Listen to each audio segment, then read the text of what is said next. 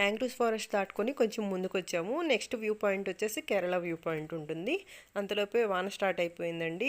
Heavy అవుతుందేమో అనుకున్నాము, but పర్లేదు. కొంచెం హెవీ అయినా కూడా మనకి ఇక్కడ గ్రీన్ మ్యాట్తో కొంచెం టెంట్ లాగా వేస్తున్నారు కదా, దాంట్లో కూర్చొని మనం వ్యూ ఎంజాయ్ చేయొచ్చు అనమాట. మరి అంత లోపల దాకా రావులే, కొంచెం తడుస్తామేమో. అయితే ఆల్మోస్ట్ లోపలికంతా వచ్చేసాము.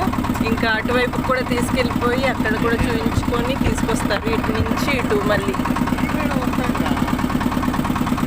రివర్స్ అవుతాము. చాలా హ్యాపీగా ఉందండి. ఇలాంటి ఒక ట్రిప్ నేను చేస్తానని అనుకోలేదు. కొంచెం డబ్బులు ఎక్కువ అవుతున్నాయి అంటే అసలుకే ఆలోచించే రకం.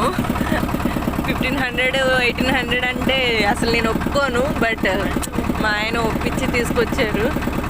పర్లేదు, ఎప్పుడైనా ఒకసారే కదా వన్స్ ఇన్ ఏ వైల్ మనం ఖర్చు చేయొచ్చు, ఏం కాదులే అన్నట్టుగా ఒప్పించి తీసుకొచ్చారు.